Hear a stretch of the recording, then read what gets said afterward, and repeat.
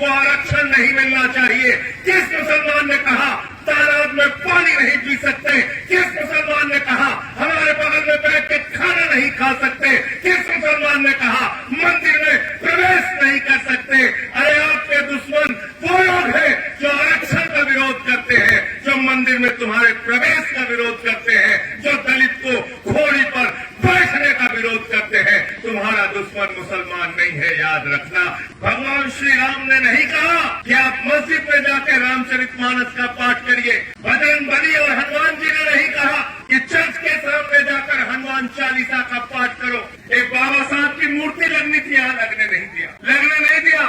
मैं उसके परमिशन की लड़ाई लड़ूंगा मेरे दोस्तों। किसी बीजेपी वाले से डरने की जरूरत नहीं है, किसी मोदी और योगी से डरने की जरूरत नहीं है।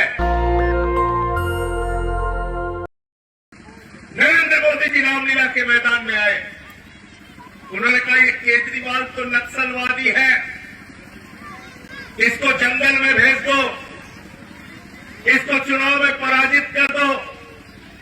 मैंने उसी दिन कहा था नरेंद्र मोदी जी ये लोकतंत्र है, जमहूरियत है, डेमोक्रेसी है। यहाँ बाबा साहब ने हमको संविधान दिया है, वोट का अधिकार दिया है, जनता मालिक है, जनता तय करेगी कौन विधानसभा में जाएगा, कौन जंगल में जाएगा।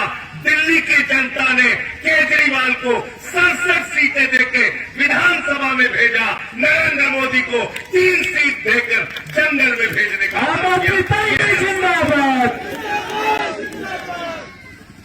67 सीटें आई। इतिहास कायम किया हमने। नरेंद्र मोदी जी जो पूरे देश से जीत के आ रहे थे, उनके अश्वमेध यज्ञ का घोड़ा रोकने का काम हमने किया दिल्ली में। 17 में चुनाव लड़े, पंजाब में 22 सीटें आई, 22 सीटें आई।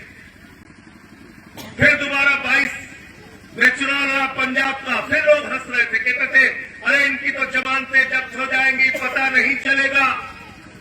बहुत सारे ऐसे लोग हैं जिनके पांव में चप्पल नहीं है, बहुत सारे ऐसे लोग हैं जो मजदूरी करते हैं, बहुत सारे ऐसे लोग हैं जो किसान हैं, लेकिन सबकी आस्था बाबा साहब डॉक्टर भीमराव अम्बेडकर जी के द्वारा लिखे गए संविधान में है। और वो संविधान हमको कहता है कि बाबा साहब ने वोट के मामले में राष्ट्रपति से कहा आपका वोट एक होगा, प्रधानमंत्री से कहा आपका भी वोट एक होगा, विधायक और सांसद से कहा तुम्हारा भी वोट एक होगा, गांव के मजदूर को कहा तुम्हारा भी एक वोट होगा, दलितों का, पिछड़ों का, आदिवासियों का, मुसलमानों का, सिखों का और ईसाइयों का, सबका वोट एक होगा, दो किसी का नहीं गिना जाएगा। ये अधिकार डॉक्टर बाबा साहब भीमराव अम्बेडकर जी ने देश की जनता को दिया, ये हमें कभी नहीं भूलना चाहिए।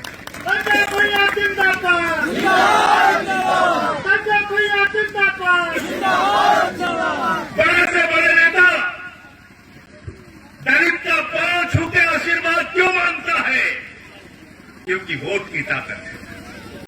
आदिवासी समाज के लोगों के सामने प्रधानमंत्री और मुख्यमंत्री सर क्यों झुकाता है? क्योंकि वोट की ताकत है। पिछड़े वर्ग के लोगों को नमन करके उनसे वोट क्यों मांगता है? क्योंकि वोट की ताकत है। लेकिन अगर यही वोट की ताकत छिन जाएगी तो कोई आपके स्कूल के बारे में नहीं सोचेगा, कोई अस्पताल के बारे में नहीं सोचेगा, कोई गांव की सड़कों के बारे में नहीं सोचेगा, कोई खाद की बोरी के बारे में नहीं सोचेगा, कोई फसल के दाम के बारे में नहीं सोचेगा, कोई आपके विकास के बारे में नहीं सोचेगा, कोई आपकी तरक्की के बारे में नहीं सोचेगा, कोई आपके आरक्षण के बारे में नहीं सोचेगा, कोई बाबा साहब के संविधान के बारे में नहीं सोचेगा। ये देश के संविधान को खत्म करना चाहते हैं, इसलिए आपके वोट पे चोरी कर रहे हैं। हम लोगों को तय करना है, हम वोट की चोरी नहीं होने देंगे। हाथ उठा के बताओ वोट चोरी के खिलाफ लड़ोगे कि नहीं लड़ोगे? हाथ उठा के बताओ।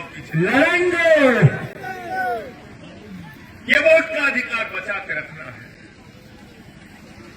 वरना आज जिस उत्तर प्रदेश में हम लोग हैं इस वक्त, संविधान पे हमले के बारे में पत्रकारों ने मुझसे पूछा। संविधान हमको सम्मान के साथ जिंदगी जीने की गारंटी देता है, लेकिन जब हम पढ़ते हैं काकोरी में पासी समाज के बुजुर्ग को मंदिर की सीढ़ियों पे पेशाब चटवाई गई। जब हम पढ़ते हैं कि बुलंदशहर में सीआरपीएफ के जवान को शादी में घोड़ी पर नहीं बैठने दिया गया। जब हम पढ़ते हैं कि एटा के अंदर, मैनपुरी के अंदर एक कथावाचक की चुटिया काट ली गई।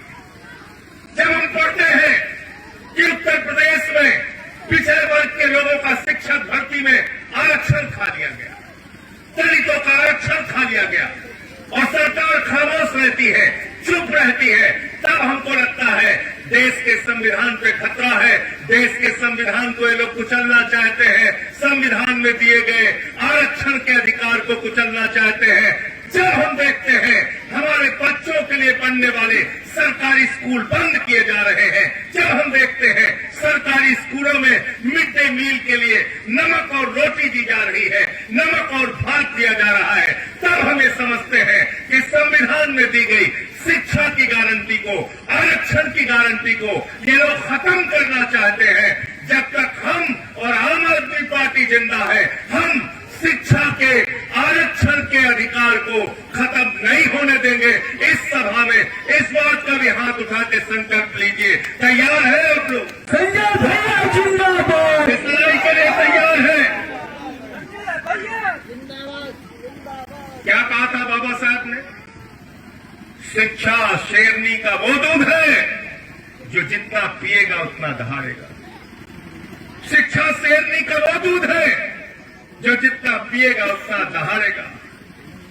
लेकिन मैं जौनपुर गया था, वहां दलितों की बस्ती में एक बना हुआ सरकारी स्कूल बंद कर दिया गया। मैं कई गांवों का दौरा किया, मैं आगरा गया, एटा गया, लखनऊ के सरकारी स्कूलों में गया जहां दलितों के, पिछड़ों के बच्चे पढ़ते हैं। वो सरकारी स्कूल बंद कर दिए गए।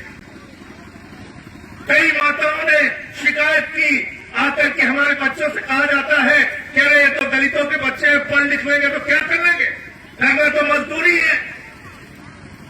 ऐसे अपमानित किया गया।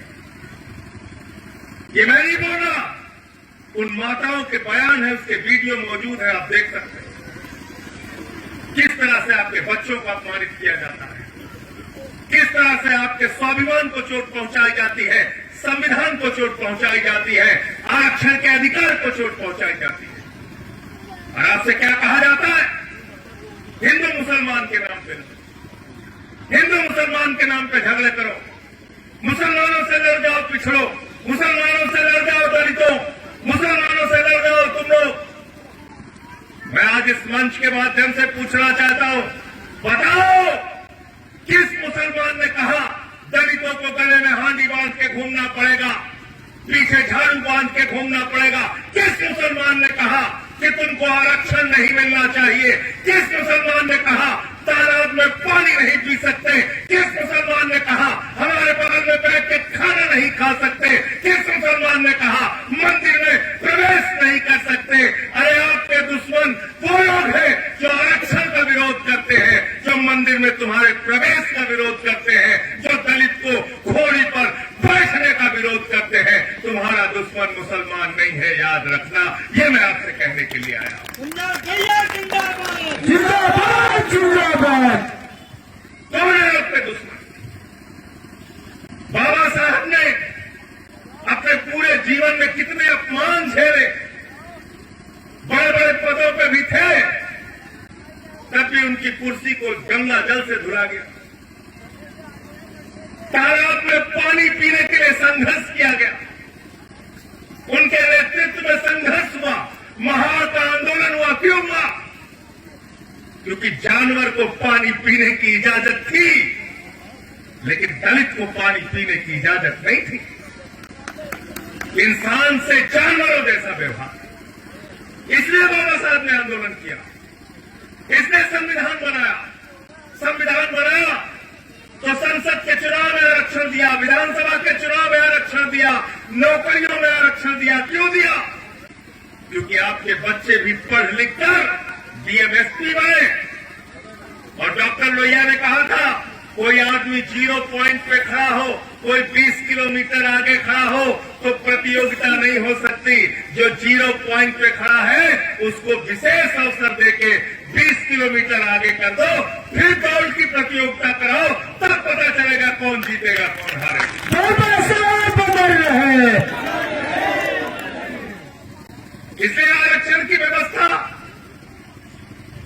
ये कोई आपके ऊपर दया नहीं है, ये अधिकार है। अधिकार इस बात का है कि सामाजिक व्यवस्था के कारण हजारों हजार वर्षों से भेदभाव करके आपको पीछे रखा गया है।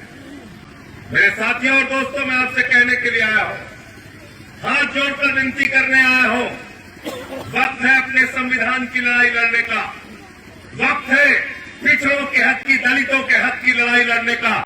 वरना आज जैसा माहौल हिंदुस्तान के अंदर तैयार किया जा रहा है, बताओ क्रिसमस का त्योहार होगा, चर्च के सामने हनुमान चालीसा पढ़ी जा रही है बरेली में, चर्च के सामने हनुमान चालीसा।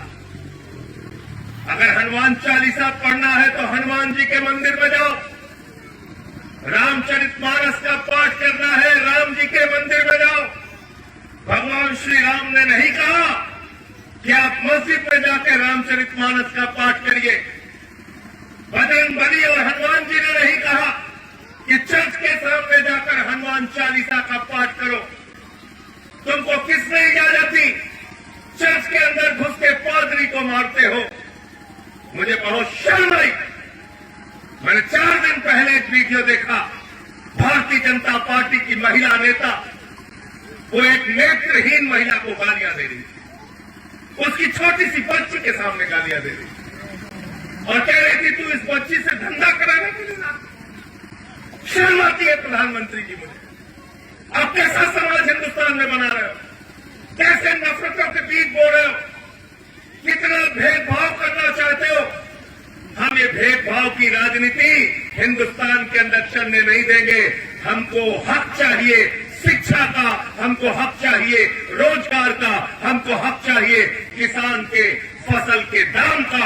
आज उत्तर प्रदेश की हालत ये हो गई है, हिंदू मुसलमान में हम सबको उलझाकर हमारे बच्चों के सरकारी स्कूल बंद किए जा रहे हैं।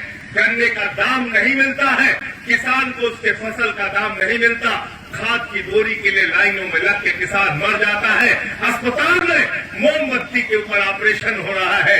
हम देखते हैं तो शर्म आती है, तरस आती है कि आज बच्चों को मिड डे मील में नमक रोटी और भात नमक खाने के लिए दिया जाता है। और अगर हमको इन परिस्थितियों पे गुस्सा है, नाराजगी है, तो हमने 2 चरणों की पदयात्रा की, सरयू से संगम तक, रोजगार दो, सामाजिक न्याय दो, रामपुर से अमरोहा तक, वोट बचाओ संविधान बचाओ।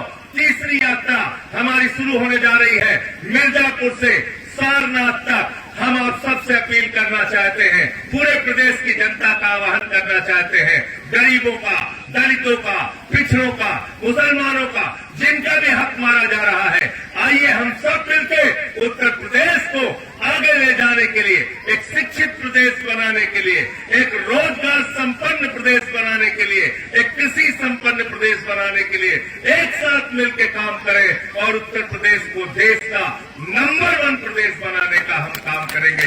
ये हमें संकल्प लेना है। संजय भैया जिंदाबाद। लेकिन दुर्भाग्य से प्रधानमंत्री आते हैं, कहते हैं यूपी के नौजवानों तुमको हम गोबर से रोजगार देंगे। हमारे मोदी जी, हमारे यूपी का नौजवान गोबर से रोजगार करेगा और तुम्हारा दोस्त अडानी हजारों लाखों करोड़ का व्यापार करेगा। 1 रुपए में काम नहीं मिलता, लेकिन अडानी को 1 रुपए में बिहार के अंदर 1050 एकड़ जमीन मिल गई और 10 लाख आम और लीची के पेड़ मिल गए। मोदी जी नारा देते हैं, एक पेड़ मां के नाम। बारे मोदी जी, एक पेड़ मां के नाम और 10 लाख पेड़ अडानी के नाम। 10 लाख पेड़ अडानी के नाम। जनता को खूब मूर्ख बना रहे हो आप। महंगाई पे बोलते नहीं, प्रदूषण पे बोलते नहीं, बेरोजगारी पे बोलते नहीं, सिर्फ देश में हिंदू मुसलमान नफरत की राजनीति, इससे हमारा देश आगे नहीं बढ़ेगा। अभी एक बाबा जी निकले हैं, वो हिंदू राष्ट्र की बात कर रहे हैं। मैं पूछना चाहता हूं, कैसा राष्ट्र बनाना चाहते हो तुम? बाबा साहब डॉक्टर भीमराव अम्बेडकर जी के संविधान में जो उन्होंने देश के लिए बनाया, भारत के लिए बनाया, उस संविधान में लिखा है भारत एक धर्मनिरपेक्ष राष्ट्र है। हमको कोई हिंदू, कोई मुसलमान, कोई सिख, कोई ईसाई का राष्ट्र नहीं चाहिए। हिंदुस्तान एक धर्मनिरपेक्ष राष्ट्र है, धर्मनिरपेक्ष राष्ट्र ही रहना चाहिए जिसमें सबका अधिकार सुरक्षित हो। वरना कल को तमिल वाला कहेगा हमें तमिल राष्ट्र दे दो, तेलंगाना वाला कहेगा हमें तेलंगाना राष्ट्र दे दो, नागालैंड वाला कहेगा हमें नागा राष्ट्र चाहिए, कश्मीर वाला कहेगा आजाद कश्मीर दे दो। अगर ये बहस आगे बढ़ी तो विनय पटेल कहेंगे हमको अयोध्या राष्ट्र दे दो, पवन तिवारी कहेंगे हमको काशी राष्ट्र दे दो, हम कहेंगे सुल्तानपुर के एक राष्ट्र बना दो। हम राष्ट्रपति बन जाएंगे। जिंदाबाद जिंदाबाद जिंदाबाद जिंदाबाद। इसलिए ये देश को बांटने की कार्रवाई है, हम इसका विरोध करते हैं। किसी भी बंटवारे की राजनीति में मत फंसो, आपका कोई भला उससे होने वाला नहीं है। और मैं आपसे हाथ जोड़कर अंत में विनती करना चाहता हूं और अपनी बात को समाप्त करना चाहता हूं। हमारे छोटे भाई विनय सिंह जाटव जी जिला पंचायत के चुनाव में इस क्षेत्र से उम्मीदवारी अपनी प्रस्तुत करना चाहते हैं। हाथ उठा के अपना समर्थन कीजिए कि इनको जिला पंचायत में आप जिताकर भेजेंगे। अगर यहां से चुनाव लड़ते हैं तो आप इनको जिता के भेजेंगे, नहीं भेजेंगे? हाथ उठा के बताइए, हाथ उठा के बताइए पीछे तक। बहुत बहुत शुक्रिया, बहुत बहुत धन्यवाद। तालियां बजा के इनका समर्थन कीजिए। हमसे कह रहे थे बीजेपी वाले भैया हमारे पीछे पड़ जाएंगे। एक बाबा साहब की मूर्ति लगनी थी, यहां लगने नहीं दिया, लगने नहीं दिया। मैं उसके परमिशन की लड़ाई लड़ूंगा मेरे दोस्तों, और आपको भरोसा देता हूं जिस दिन वो परमिशन हाथ में आ गई मैं अपनी ओर से भी 25,000 रुपए का सहयोग दूंगा और मूर्ति यहां बाबा साहब की लगवाऊंगा, आके आपके साथ लगवाऊंगा।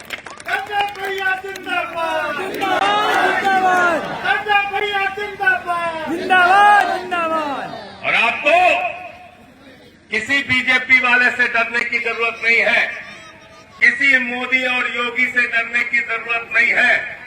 इन्हीं लाइनों के साथ मैं अपनी बात को खत्म करूंगा कि मुसलसल दुश्मने जा की निगहबानी में रहता हूं, मुसलसल दुश्मने जा की निगहबानी में रहता हूं। जहां घड़ियाल रहते हैं उसी पानी में रहता हूं।